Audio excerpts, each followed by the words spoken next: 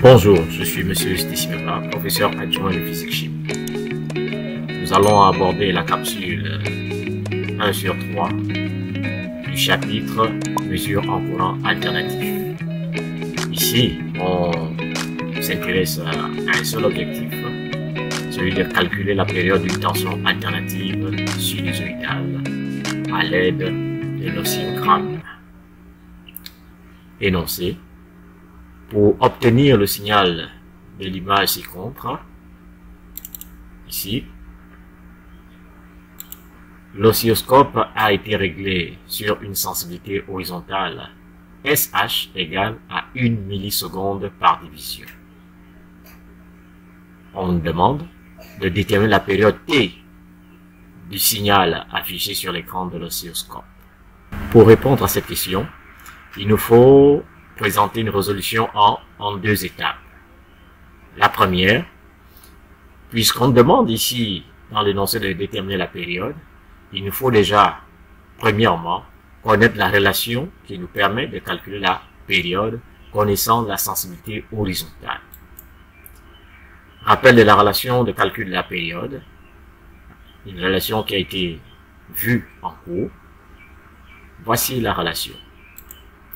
La période T est égale à la sensibilité horizontale fois le nombre de divisions correspondant à une période.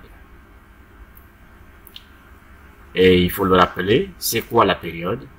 Nous avons défini en cours que la période était la durée au bout de laquelle un phénomène se reproduit identique à lui-même.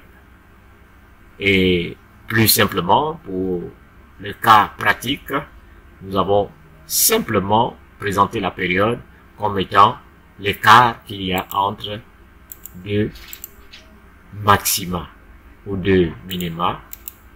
Donc on a ici les maxima, on a les minima qui sont deux sommets consécutifs ou encore un maxima et un minima. Donc un maxima et un minima ici, donc cet écart-là correspond à une période. Donc on rappelle que la période est égale à la sensibilité horizontale multipliée par le nombre de divisions qui correspond à une période.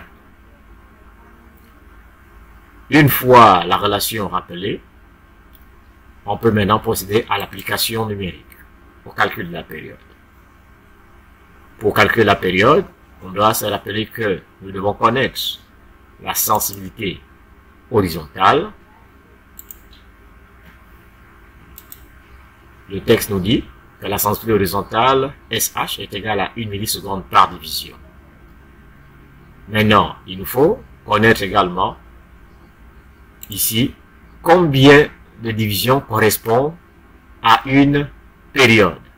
Et pour ça, on revient sur le graphe, ici, l'oscillogramme, et on va déterminer la longueur qu'il y a entre deux maximums consécutifs, deux sommets consécutifs.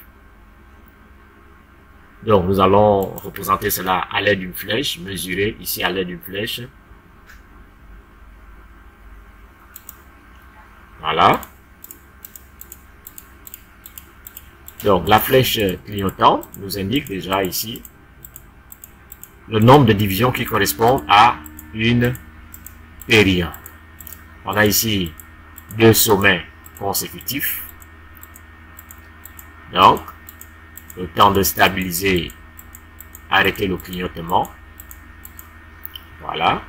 Donc, ici, pour ces deux sommets consécutifs, nous avons combien de divisions? La division ici, c'est le nombre de carreaux, le grand carreau. Donc, on a ici, pour faire une période, donc, de ce point à ce point, on a quoi? Combien de carreaux? Combien de divisions? On a un carreau ici et un deuxième là. Donc ici, on peut donc dire que la période, le nombre de divisions qui correspond à une période vaut essentiellement 2 divisions. On peut donc le notifier.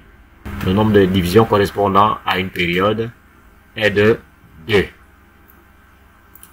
On peut donc appliquer le calcul qui nous permet maintenant de connaître, de déterminer la période.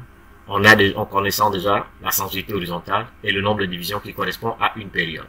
Le calcul posé est T est égal à 1,0 millisecondes par division fois 2 divisions. On rappelle, 2 divisions étant ici le nombre de divisions correspondant à une période, conformément à la relation indiquée plus haut. T est égal à 1 milliseconde par division fois le nombre de divisions 2 qui correspond à une période. Résultat du calcul, 1 multiplié par 2, T est égal à 2 millisecondes. Et on va en profiter également, puisque la consigne, on ne demandait pas de convertir, nous on va en profiter. Il est possible que dans un exercice, on ait besoin de calculer la fréquence. Donc, le résultat affiché ici est T, la période, est égal à 2 millisecondes.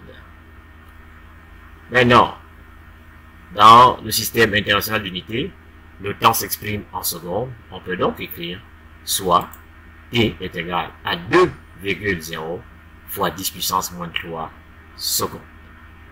Voici la fin de cette capsule.